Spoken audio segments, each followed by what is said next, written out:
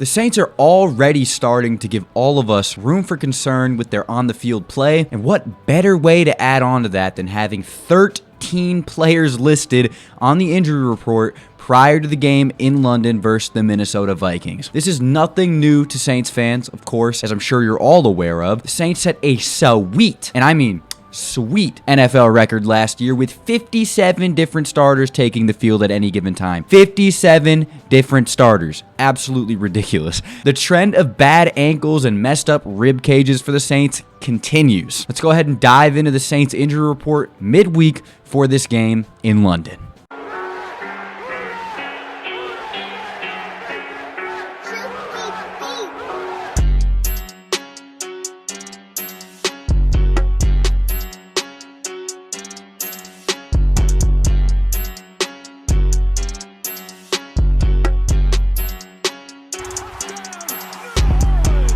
The most critical players we're going to talk about in this video are Paulson Adebo, Alvin Kamara, Taysom Hill, Jameis Winston, Jarvis Landry, and Michael Thomas. Other players on that list are Marcus Davenport. My God, who would have guessed? This dude lives on the injury report. Luckily for him, and I mean luckily, he dodged a bullet. I would have drilled into his shit. Luckily for him, he's full practice now, so nothing to worry about there. JT Gray, Deontay Hardy, Traquan Smith, who is full practice after that nasty concussion he sustained during the late game heroics he was putting on versus Carolina. Bless up to him for that. That was some gladiator ass shit. Marcus May, who is limited with a rib injury, and Andres Pete, who's limited with a concussion. Those are the extra players that are on that injury report, but not the ones we're going to focus on today. I'm pretty confident that all of those players that I just listed will be playing in this game. It's kind of hard to see those little injuries keeping them out of this ball game. So, 13 players. What does this mean for us? Well, let's go ahead and start off with the obvious. Jameis Winston and Michael Thomas have both missed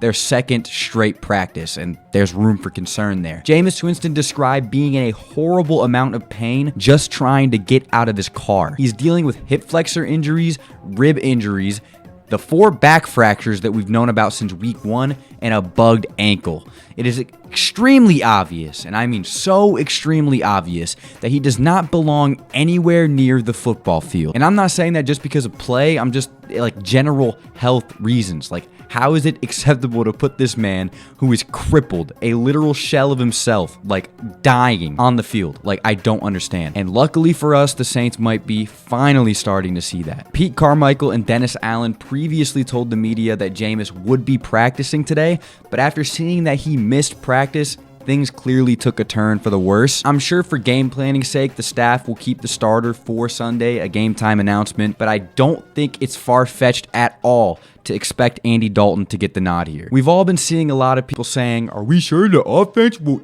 even look better at all if Andy Dalton is at quarterback? But as of right now, in my eyes, there's nothing to lose. The Saints have 9 total turnovers in 3 weeks and just 10 first half points this year. It's better to let Jameis rest and recover instead of piling more injuries onto himself. Dude literally is a walking cast. There is no reason to have him out on that field getting hit more and more and more when he's obviously struggling with the injuries that he currently has. Andy Dalton is a capable backup that we should be looking at on Sunday. We watched Andy Dalton lead the Cowboys to a victory over the Vikings with 3 touchdown passes in 2020, so hopefully he can have similar luck if tasked with this team again. Michael Thomas, on the other hand, is just dealing with a singular toe injury, just one toe, a single toe injury. Take a deep breath.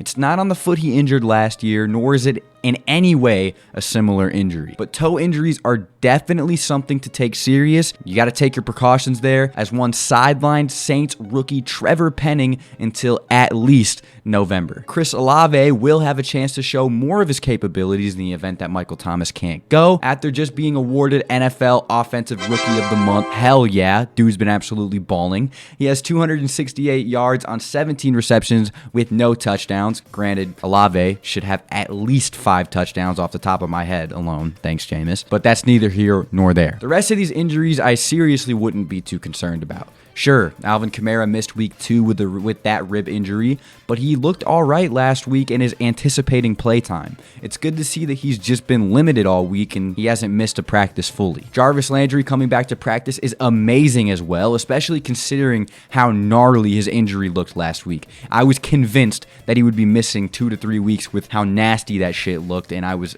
genuinely terrified. I thought we were going to be having to watch 2021 all over again, where our whole wide receiver core got wiped out because we lost Michael Thomas, and then we lost Chris Olave, and then we lost Traquan Smith, who was trying to put together some late game heroics. It looked really, really bad, but Jarvis Landry is back at practice, and there's even some videos of him running routes that I'll put up on the screen, so I'm excited to see if he's ready for action against the Vikings in London. In my humble opinion, it's hard to see anyone but Paulson Adebo, Michael Thomas, and Jameis Winston missing this game. Those players are the ones that I really would look for as far as not playing. Of course, we have to wait for official designation from the New Orleans Saints, but even though this list is long as hell, this week feels like an early must-win, and hopefully our guys are ready for that. An underrated injury that the Saints are dealing with is the injury to tight end Taysom Hill. Tight end, backup, quarterback, running back, fullback, you know the drill. He has a rib injury that has been going on for a while, kept him out of last week's game. Another rib injury, there's so many of them. Marcus May has one as well. I don't understand what the hell is the deal with that. But it would hurt the Saints for him to not be ready to go this game. The Saints offense has always been noticeably different without Taysom Hill out on the field. It is a good thing that the Saints have been giving Taysom Hill practice reps at quarterback. It makes me feel like he's a little bit more healthy than him being on the injury report lets off. Obviously, we don't want to see him play quarterback, but for everything else, hopefully he's ready to go. So yeah, the Saints injury report might have an absolute dick ton of players on it, but I don't think that's anything to be really concerned about. A lot of these players have small, manageable injuries, but are just on the injury report because, I mean, you kind of literally have to put them on the injury report. I don't know about Michael Thomas. I'd take him out of your fantasy lineup for now if I were you, just in case you forget about it. I don't know if he's going to be playing. I don't know about Jameis Winston either. I'm going to keep you guys updated, and we're going to be paying so much attention to these injury updates coming up to Sunday. I'll be making a preview video on Saturday because I want to have the full, absolute, 100% certain, solid, concrete injury report for this game. Thank you guys so much for watching. Let me know down in the comment section below what you think. Do you think the Saints are on a trend for some more injuries coming up? How bad do you think these injuries are going to detriment the game? Let me know. Thank you guys so much for watching, and I will see you boys in the next one. Adios.